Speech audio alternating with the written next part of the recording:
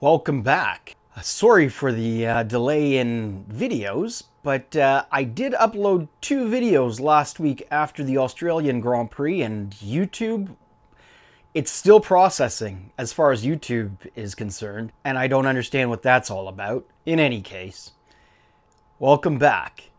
This is One Fan's Opinion, and this is the 2026 season.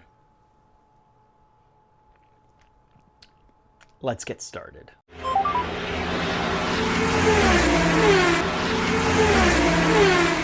So for those of you that did not see the qualifying, this is how things played out. Kimi Antonelli in first, George Russell in second, Lewis Hamilton in third, Charles Leclerc in fourth. Then you had Oscar Piastri fifth, Lando Norris sixth, and in eighth we had Verstappen. So off the start, you had Hamilton and Leclerc dive on in and blow past the Mercedes, Antonelli and Russell.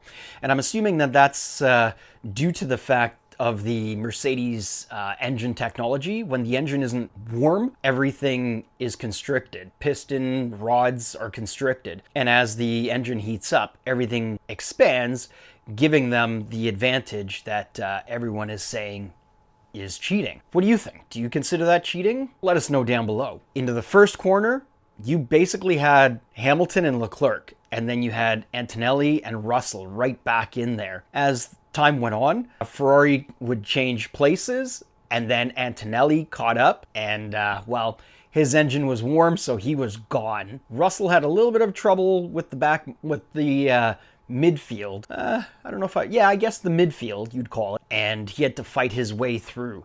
Verstappen lost some more places and then started making them up. He put in some pretty good times, but not enough.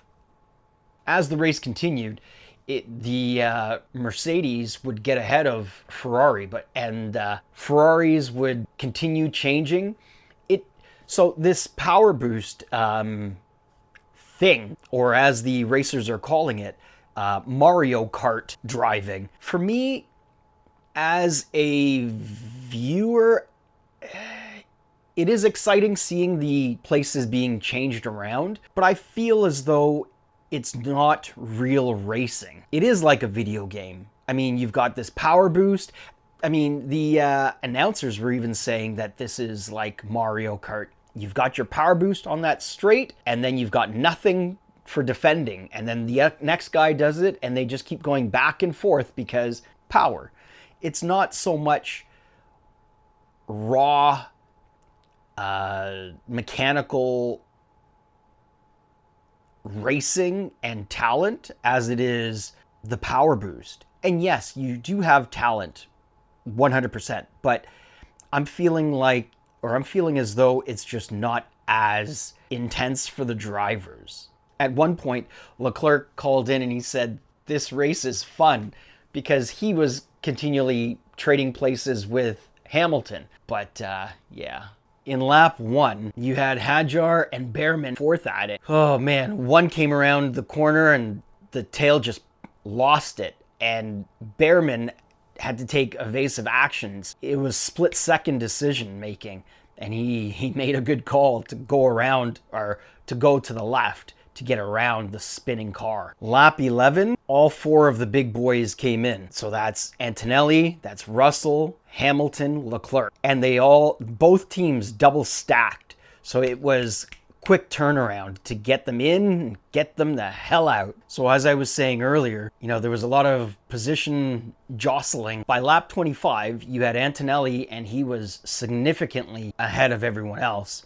Then you had Hamilton, Leclerc, which they were going back and forth, and then you had Russell trying to get into the mix. By lap 28, you had Russell in fourth, and he was chasing down Hamilton.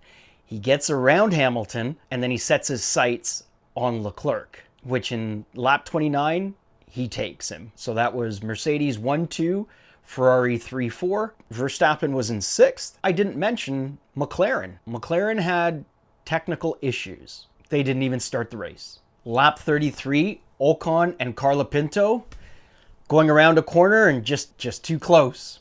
Took each other out. But I do believe that they were able to rejoin the race. All of the fun was at the front of the grid as per usual.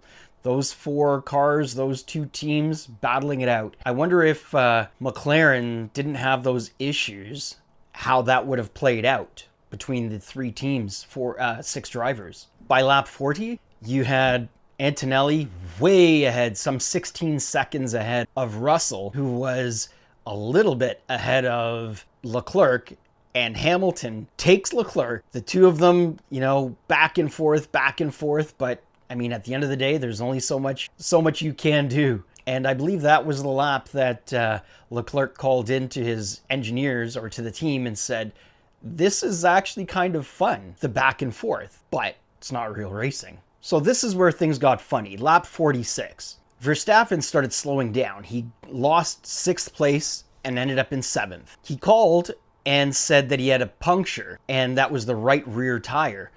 The camera panned around the car. There was no puncture. But in the replay, especially if you're watching online, it says that the team said retire the car. So what's going on? Which is the truth? And this is the thing that frustrates me.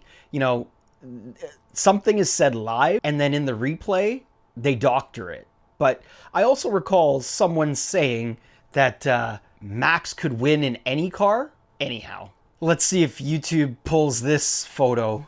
Okay, so Antonelli wins. He is the 2nd youngest driver. The first time in 20 years an Italian driver has won. So Antonelli. Remember from last year I said Antonelli is someone to keep your eye on?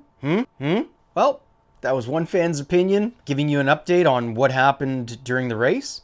Check back in. I've got more to say. Thanks for stopping in.